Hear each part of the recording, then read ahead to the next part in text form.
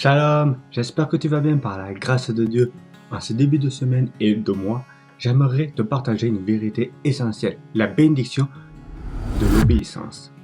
Dans l'histoire de la chute dans le jardin d'Éden, nous voyons que notre relation avec Dieu repose sur l'obéissance. Si nous sommes fidèles à sa parole, nous restons proches de lui, mais si nous désobéissons, nous nous séparons de sa présence et perdons sa bénédiction. Adam et Ève avaient une simple responsabilité, ne pas manger le fruit de l'arbre de la connaissance du bien et du mal. Dieu leur avait tout donné, mais ils ont choisi la désobéissance. Voici ce que dit Genèse 2, versets 16 à 17. L'Éternel Dieu donna cet ordre à l'homme. Tu pourras manger tous les arbres du jardin, mais tu ne mangeras pas de l'arbre de la connaissance du bien et du mal, car le jour où tu en mangeras, tu mourras. Nous connaissons la suite, leur désobéissance les a privés de la bénédiction, de la protection et de la communion avec Dieu. Dieu a toujours répété cette vérité à son peuple dans Deutéronome. Je lis la parole, 11, versets 26 à 28.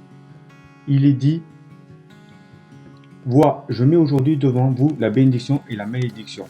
La bénédiction, si vous obéissez au commandement de l'Éternel, votre Dieu, que je vous prescris à ce jour.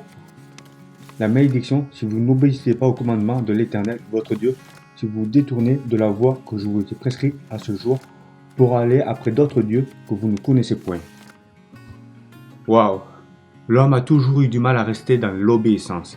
Et comme nous le rappelle Romains dans 6, verset 23, le salaire du péché, c'est la mort, mais le don gratuit de Dieu, c'est la vie éternelle en Jésus-Christ notre Seigneur. Amen! Jésus a donné sa vie pour nous racheter et restaurer la bénédiction. Il nous offre une vie en abondance, mais c'est à nous de choisir de marcher dans l'obéissance à sa parole.